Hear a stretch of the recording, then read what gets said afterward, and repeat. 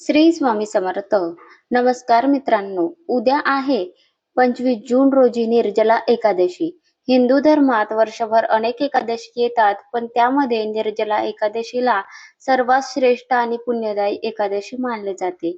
असे म्हणतात की ज्या व्यक्तीला वर्षभरातील सर्व एकादशीचे व्रत करणे शक्य होत नाही, त्याने श्रद्धेने आणि भक्तिभावाने निर्जला एकादशीचे व्रत केल्यास सर्व एकादशीचे पुण्य त्याला मिळते. म्हणूनच या एकादशीची माहिती इतर सर्व एकादशीपेक्षा वेगळी मानली जाते. पण तुम्हाला माहित आहे का, धर्मग्रंथामध्ये असे वर्णन केले आहे की निर्जला एकादशीच्या दिवशी केलेले जप, तप आणि दान, उपवास आणि भगवान विष्णूची पूजा यांचे फळ अनेक पटीने वाढते. म्हणून लाखो भक्त या दिवसाची आतुरतेने वाट पाहत असतात. असे मानले जाते की या दिवशी भगवान श्रीहरी विष्णू पृथ्वीवरील आपल्या भक्तांच्या प्रार्थना विशेष करून ऐकतात आणि त्यांच्या मनोकामना पूर्ण करतात. निर्जला एकादशीची कथा महाभारत काळाशी जोडलेली आहे. पांडवांपैकी भीमसेन यांना खूप भूक लागत असे, त्यामुळे त्यांना वर्षभरातील प्रत्येक एकादशीचे व्रत करणे शक्य होत नव्हते. त्यांनी महर्षी व्यास यांना यावर उपाय विचारला, तेव्हा व्यास मुनींनी त्यांना ज्येष्ठ शुक्ल पक्षातील निर्जला एकादशीचे व्रत करण्यास सांगितले.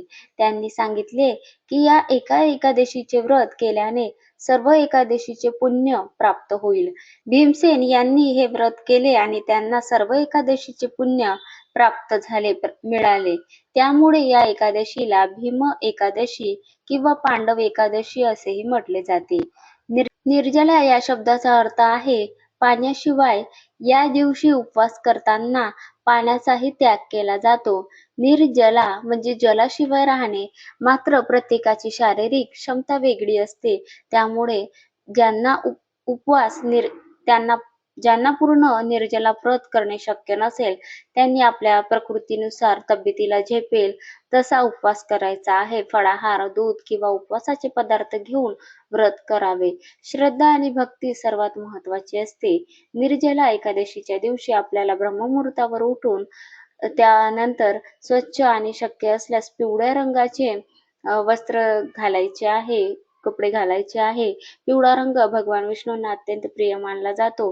घरातील देवघर स्वच्छ करून भगवान विष्णू, माता लक्ष्मी आणि तुळशीची विधीपूर्वक पूजा करावी. भगवान विष्णूंना पिवळे फूल, फळे अर्पण करावी. तुळशीपत्र अर्पण करावे. चंदन आणि पिवळे वस्त्र अर्पण करावे. तुळशीशिवाय विष्णू पूजा अपूर्ण मानली जाते, म्हणून तुळशीची देखील पूजा करायची आहे. तुळशीला प्रदक्षिणा घालायची आहे. त्यामुळे तुळशीपत्र भगवान विष्णूंना सुद्धा नक्की अर्पण करावे.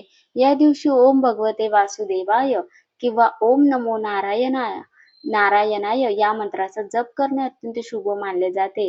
शक्य असल्यास विष्णू सहस्त्रनाम, भगवद्गीता किंवा विष्णू पुराणाचे वाचन करावे.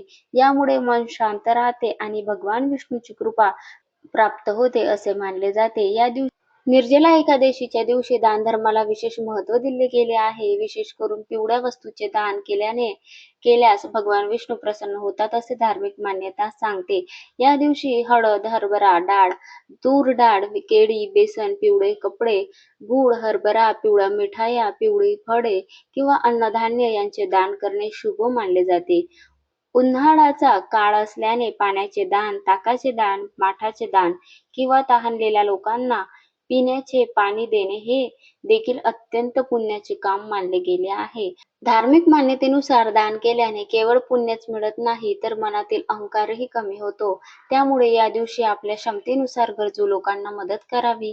एखाद्या गरीब व्यक्तीला अन्नदान करणे हे हजारो रुपयांच्या दानापेक्षाही श्रेष्ठ मानले जाते. निर्जला एकादशीच्या दिवशी काही गोष्टी टाळणे देखील आवश्यक मानले जाते. खोटे बोलणे, राग करणे, वादविवाद करणे, कोणाचीही निंदा करणे, कोणाबद्दल अपशब्द बोलणे किंवा कोणाचे मन दुखावणे टाळावे. मन, वाणी आणि कर्म यांची शुद्धता राखण्याचा प्रयत्न करावा.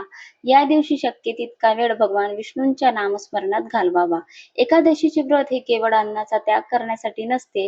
हे व्रत मनातील नकारात्मक विचार दूर करण्यासाठीही, चांगल्या विचारांची वाढ करण्यासाठीही आणि ईश्वरांशी आपले नाते दृढ पक्के करण्यासाठी केले जाते. म्हणूनच या दिवशी जास्तीत जास्त वेळ भक्ती, जप, ध्यान आणि सत्संग यामध्ये घालवावा.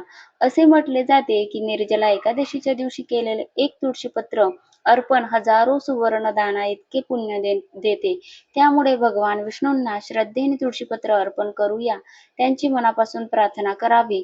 माता लक्ष्मीची कृपा मिळवण्यासाठी लक्ष्मी स्तोत्राचे पठण करणे देखील शुभ मानले जाते आणि विष्णू भगवानचे 1001 नाव घेऊन त्यांना तुळशीपत्र अर्पण करावे. आता जाणून घेऊया विष्णू भक्तांमध्ये प्रसिद्ध असलेला एक अतिशय खास आणि रंजक उपाय. हा उपाय अनेकांना माहिती नसतो. निर्जला एकादशीच्या रात्री भगवान विष्णूच्या समोर तुपाचा दिवा लावा. त्यानंतर पिवळ्या रंगाच्या कापडात 11 हळदीच्या गाठी, 11 हरभरे आणि 1 नाणे ठेवा. आता भगवान विष्णूच्या समोर बसून ओम नमो भगवते वासुदेवाय या मंत्राचा 108 वेळा जप करा. जप पूर्ण झाल्यानंतर हे गाठोडे दोन्ही हातात घेऊन आपल्या मनातील इच्छा भगवान विष्णूंना सांगा. त्यानंतर ते गाठोडे संपूर्ण रात्र देवघरात ठेवावे. दुसऱ्या दिवशी ते गाठोडे एखाद्या गरीब व्यक्तीला दान करा किंवा विष्णू मंदिरात जाऊन अर्पण करा. धार्मिक मान्यतेनुसार हा उपाय केल्याने घरातील आर्थिक अडचणी कमी होतात, अडलेली कामे मार्गी लागतात आणि भगवान विष्णू व माता लक्ष्मीची कृपा नक्कीच प्राप्त होते. तर निर्जला एकादशी हा फक्त उपवासाचा दिवस नाही. हा दिवस श्रद्धा, भक्ती, संयम, दान आणि भगवान विष्णू प्रती समर्पण व्यक्त करण्याचा दिवस आहे. त्यामुळे आपल्या क्षमतेनुसार हे व्रत करा. भगवान विष्णूचे नामस्मरण करा आणि गरजू लोकांना मदत करा. भगवान श्रीहरी, विष्णू आणि माता लक्ष्मीची कृपा तुमच्या संपूर्ण कुटुंबावर सदैव राहो. तसंच गुरुवार असल्यामुळे हा दिवस अधिक त्याहून 100 पटीने पुण्य देणारा दिवस आलेला आहे. तर भगवान विष्णूंची सेवा करा आणि त्यासोबतच आपल्या स्वामी समर्थ महाराजांची सुद्धा या दिवशी विशेष सेवा करा. जप करा, दान करा. आपल्याकडनं जी सेवा शक्य होतील ती सेवा या दिवशी करण्याचा प्रयत्न करा. ओम नमो भगवते वासुदेवाय. श्री विष्णवे नमः. कमेंटमध्ये श्री स्वामी समर्थ लिहायला विसरू नका. श्री स्वामी समर्थ. जय जय स्वामी समर्थ.